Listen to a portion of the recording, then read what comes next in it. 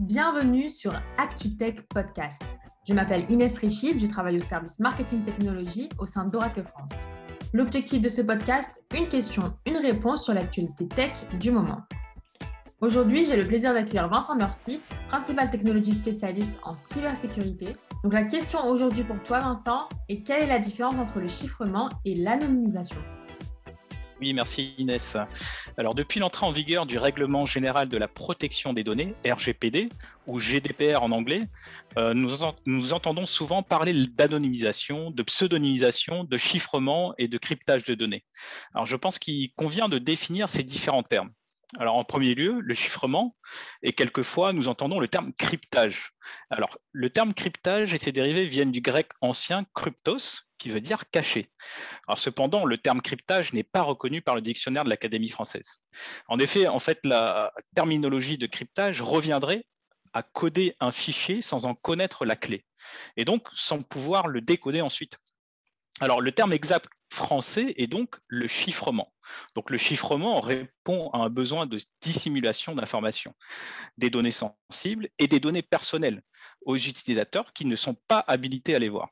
Donc, il permet de rendre les informations totalement incompréhensibles afin d'en garder la confidentialité. C'est réellement le maître mot, la confidentialité. Le chiffrement, c'est un processus qui est réversible, qui ne fait que masquer les données. Donc, il est donc toujours possible de retrouver la valeur initiale grâce à une clé. Donc, cette clé, en fait, qui est un algorithme de chiffrement, va permettre de verrouiller et déverrouiller le chiffrement des informations. Le chiffrement est particulièrement utilisé à des fins d'exploitation des données. Alors, cela permet de sécuriser les données dans des environnements de production, de développement, de test et de formation. Donc, la deuxième définition concerne l'anonymisation. Donc, l'anonymisation a pour but de changer les données tout en les gardant confidentielles. L'anonymisation permet de garder intacte la cohérence des informations pour qu'elles puissent être interprétées par la suite. Donc, cependant, en fait, l'anonymisation est un processus irréversible, contrairement au processus de chiffrement qui est réversible. Donc, une fois les données changées, il est impossible de la retrouver à son état d'origine. Donc, l'anonymisation permet de cacher les données stockées dans des environnements de production, chose qu'on va appeler comme droit à l'oubli. Et généralement, en fait, l'anonymisation s'applique plutôt dans des environnements non production, tels que des bases de tests, de développement, de formation ou autres bases qui se situent en dehors de la zone de production. Alors, depuis la mise en vigueur du RGPD, la CNIL recommande le processus d'anonymisation des données. Alors, selon la CNIL, je cite, les solutions d'anonymisation des données sont aujourd'hui essentielles pour de nombreux acteurs qui souhaitent valoriser les informations qu'ils détiennent. Donc, toutefois, il est important de ne pas confondre anonymisation et pseudonymisation. En effet, la pseudonymisation n'est pas une méthode d'anonymisation. Le processus de pseudonymisation est réversible, contrairement à l'anonymisation qui ne l'est pas.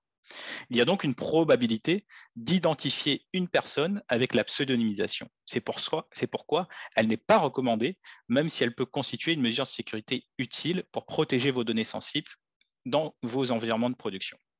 Merci Vincent pour ces définitions. Donc, si je comprends bien, le chiffrement permet d'assurer la confidentialité des données et de les protéger à l'aide d'une clé de chiffrement.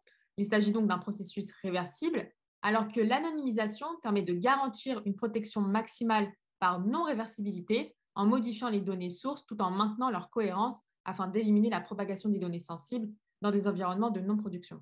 C'est exactement ça, Inès. Et si on revient sur le chiffrement des données, il existe plusieurs types de chiffrement, comme le chiffrement applicatif, le chiffrement des baies de stockage et le chiffrement des bases de données. Est-ce que tu peux nous expliquer, Vincent, les avantages et inconvénients des différentes solutions ? Oui, tout à fait, Inès. Effectivement, tu as cité un certain nombre de méthodologies en fait concernant le chiffrement. On va commencer par le premier type de chiffrement, qui est le chiffrement applicatif. Donc, il s'agit d'une solution qui est plutôt complexe à mettre en œuvre. Alors, pourquoi ?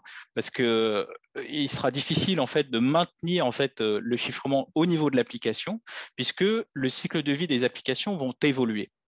Autre problème aussi, c'est la performance. La mise en place d'un chiffrement côté applicatif risque de dégrader fortement les performances puisque les opérations de chiffrement et déchiffrement s'effectueront au niveau du serveur d'application lui-même. Autre point aussi concernant la performance, on va parler de la performance de la base de données. Donc, il va y avoir une perte d'adhérence avec les fonctionnalités natives de la base de données, puisque en fait, les données qui seront chiffrées dans les tables de cette base de données seront tout à fait aléatoires. Donc, on ne pourra plus utiliser la fonctionnalité d'indexation, de partitionnement ou autre fonctionnalité native à la base qui va réellement augmenter le niveau de performance des requêtes, de vos requêtes SQL. Alors, deuxième type de chiffrement que tu as cité, Inès, c'est le chiffrement de baies de stockage, donc, ou le chiffrement des disques, concrètement. Donc, il est très intéressant, en fait, pour gérer la protection des données de manière centralisée sur des systèmes tout à fait hétérogènes, mais il ne protège pas les données en transit. Donc, c'est réellement en fait la faiblesse de ce type de chiffrement. Donc, on ne protège pas les données qui transitent entre les serveurs de base de données et les baies de stockage, typiquement. Les données répliquées par DataGuard, si vous êtes en environnement haute disponibilité ou RAC, et ils ne protègent pas aussi les backups qui sont réalisés au travers des outils tiers tels que Herman, par exemple. Alors, concernant les baies de stockage, toujours, l'utilisation du chiffrement des baies de stockage sur une base de données peut compromettre aussi l'intégrité et le bon fonctionnement de la base de données, puisque si vous avez une corruption de données qui est générée par la baie de stockage, cette corruption se propage sur l'ensemble de vos environnements et peut être tout à fait indétectable et peut compromettre réellement en fait votre base de production. Alors, le troisième type de chiffrement que tu as cité, Inès, c'est le chiffrement de la base de données. Alors, celle-ci, c'est réellement la meilleure. C'est ce qu'on va recommander pour l'ensemble de nos clients. Dans le cas des clients qui ont l'Oracle, on va conseiller effectivement l'option chiffrement natif des bases de données avec Oracle Transparent Data Encryption. Si vous êtes sur d'autres types de bases, privilégiez réellement le chiffrement natif au niveau de la base de données. Pourquoi? Parce qu'il s'agit d'une protection au niveau des blocs de données de la base de données. Donc, pour Oracle, par exemple, on va avoir effectivement un chiffrement at rest et en transit, d'accord? Donc à chaud et réellement en transit au travers du réseau. Donc, interdire les accès directs aux fichiers qui contiennent des blocs de données chiffrés. Alors, transparent aussi, donc on parlait de Oracle Transparent Data Encryption, transparent pour les applications, et ça c'est très important. Cela ne nécessite aucun changement de code ou aucune adaptabilité par rapport au chiffrement et ne va pas compromettre le mode de fonctionnement de votre application. Alors, en termes de performance, c'est très intéressant aussi le chiffrement natif, puisqu'il est peu ou quasiment aucun impact sur la performance applicative et sur les requêtes SQL qui ont déjà été optimisées par vos équipes DBA. Merci Vincent. Donc, le chiffrement de la base de données semble être la meilleure alternative. Est-ce que tu peux nous dire quel est le processus et la durée de mise en œuvre du chiffrement sur une base de données Oracle? Oui, tout à fait. Donc, commençons par le processus. Alors, Oracle TDE, pour Transparent Data Encryption, est déjà préinstallé dans le moteur Oracle, ce qui nécessite en fait aucun effort supplémentaire d'implémentation au niveau de votre infrastructure, et ça, c'est très intéressant. Ensuite, l'activation de l'option est nécessaire. Évidemment, il va falloir souscrire à l'option. Vous allez créer un wallet. Un wallet, il s'agit tout simplement d'un fichier sécurisé qui va stocker la clé de chiffrement maître qui servira à chiffrer en fait les tablespaces, l'espace de stockage finalement où sont stockées vos données personnelles au travers de l'option TDE. Alors ensuite, lorsque vous allez lancer le chiffrement des tablespaces de la base de données, vous pouvez le faire soit online directement, base ouverte, application ouverte, sans problème, ou offline, selon en fait vos contraintes d'infrastructure liées à votre application.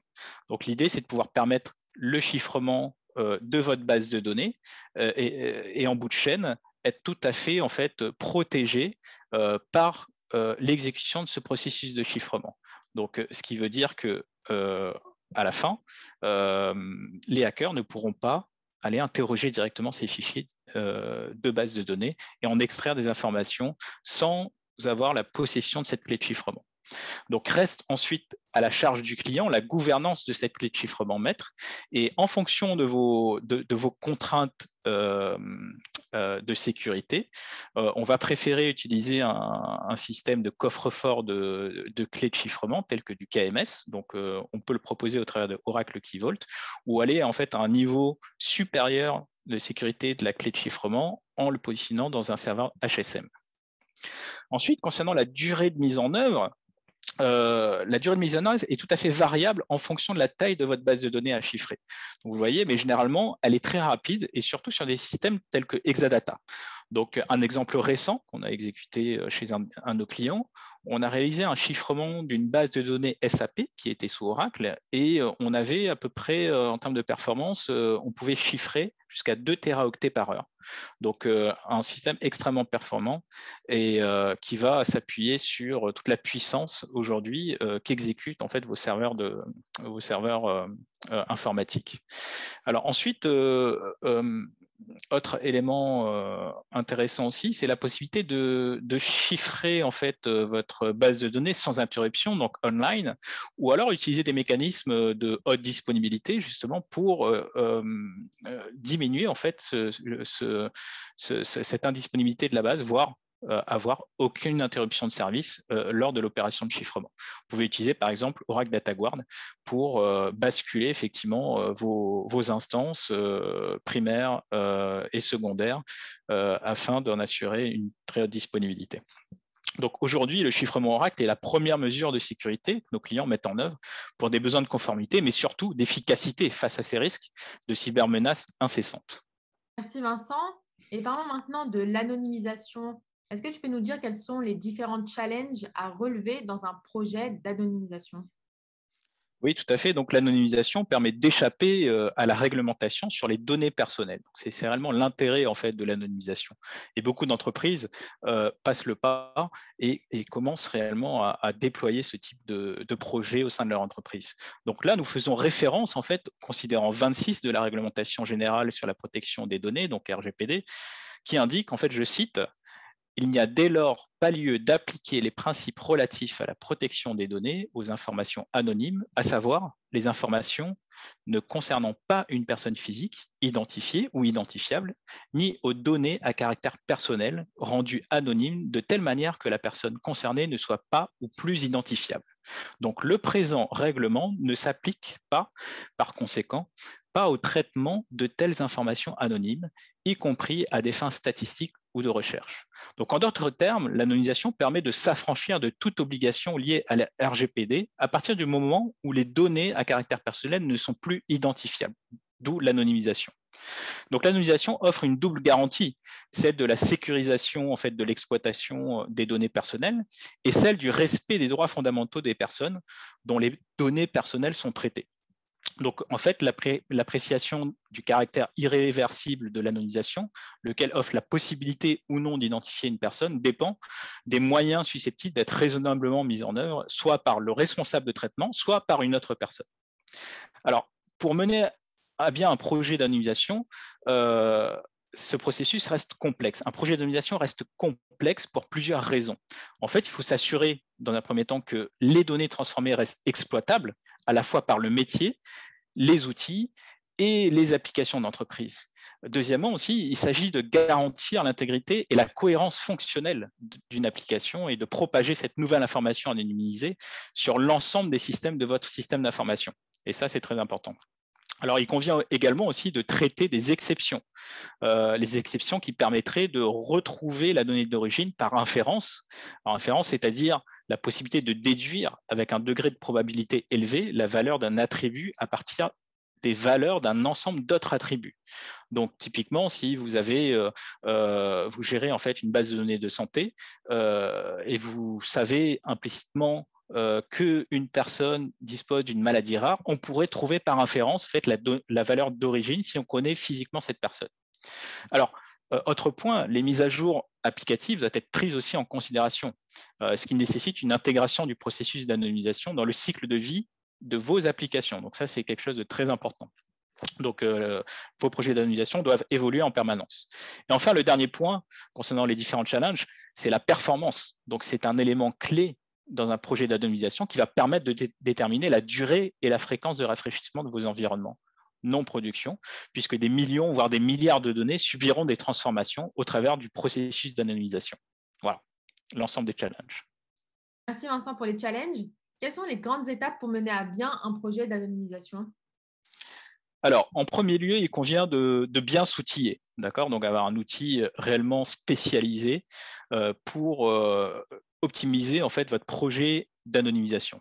Donc, il est vrai qu'il faut avant tout bien connaître les applications et le processus métier des environnements sur lesquels nous devons exécuter le programme d'anonymisation. Alors, on va retrouver trois phases. La première phase, c'est celle de la découverte et la classification des données. Donc, en effet, en fait, les outils du marché vont vous aider dans cette phase de découverte par reverse engineering afin de garantir en fait la cohérence fonctionnelle des applications et de maintenir l'intégrité applicative lors de l'anonymisation des données. On va retrouver aussi des librairies de type de données sensibles qui sont intégrées dans ces solutions d'anonymisation. Et ces librairies vont vous aider en fait à identifier et classifier vos données critiques très rapidement. Alors, la deuxième phase maintenant, c'est celle de la transformation. Donc, comment cela va s'exécuter? Donc, des algorithmes d'anonymisation fournis nativement généralement dans les solutions vont vous permettre de mettre en place des règles de transformation de la donnée d'origine pour tenir vos objectifs fonctionnels. D'accord. Autre point, une combinaison de ces algorithmes sont quelquefois nécessaires. L'idée, c'est de pouvoir complexifier la transformation afin de garantir la non-réversibilité de la donnée critique, pour justement faire référence à ce considérant 26, de manière à anonymiser efficacement en fait vos données personnelles. Le dernier point et la dernière étape concerne l'exécution de ce processus d'anonymisation. Alors là, il s'agit de l'étape la plus simple, mais elle nécessite des compétences techniques spécifiques pour optimiser la durée de traitement, évidemment, de transformation de vos données sensibles, pour pouvoir rafraîchir vos environnements beaucoup plus rapidement. Et en bout de chaîne, à la fin du processus, une vérification fonctionnelle reste nécessaire afin de valider que les transformations de données se sont réalisées comme attendu. Voilà. Donc, pour résumer, en fait, un projet d'anonymisation nécessite un engagement fort des équipes métiers, technico-fonctionnelles, des experts techniques, et nécessite également l'acquisition d'un outil d'anonymisation pertinent afin d'optimiser et d'industrialiser chaque étape de votre projet d'anonymisation. Voilà, c'est la conclusion concernant la partie anonymisation. Merci à toi, Vincent, pour nous avoir expliqué les différences entre le chiffrement et l'anonymisation et comment mettre en place ces projets. Donc, retrouvez en description tous les liens pour en savoir plus sur les solutions de sécurité Oracle évoquées par Vincent. Et pour suivre toute l'actualité Oracle, rejoignez le groupe LinkedIn dédié où vous trouverez des replays d'événements, des exercices pratiques et des conseils de nos experts. Donc, on espère que ce podcast vous a plu. N'hésitez pas à le liker, le partager et donnez-nous votre avis. Et on aura le plaisir avec Vincent de répondre à toutes vos questions. Je vous donne rendez-vous prochainement pour un nouvel épisode.